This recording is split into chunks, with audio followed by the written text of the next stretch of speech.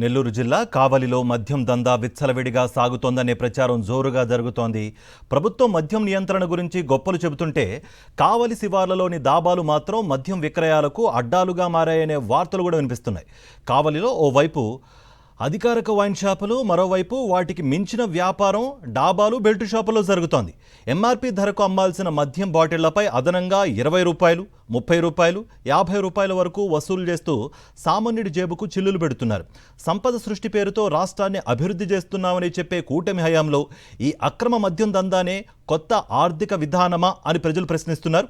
దాబాల్లో మద్యం అమ్మకాలు బహిరంగ రహస్యంగా మారినా అధికారులు ఎందుకు మౌనం వహిస్తున్నారు అని నిలదీస్తున్నారు.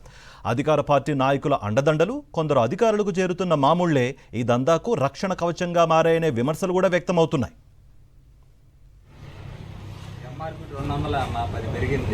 అటు చెప్పమాకన్నా మామూలుగా ఆడబట్టిన ఎంఆర్పీకి అమ్ముతారు, పైన వాళ్ళు పెంచారంటే నువ్వు చెప్తావు మాకు తెలియదు కదా.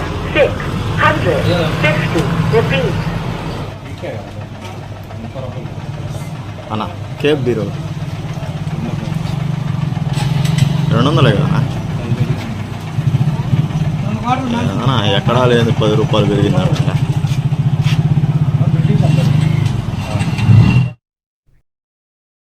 మరిన్ని అప్డేట్స్ కోసం ఛానల్ను సబ్స్క్రైబ్ చేయండి. నోటిఫికేషన్స్ కోసం బెల్ ఐకాన్ పై క్లిక్ చేయండి.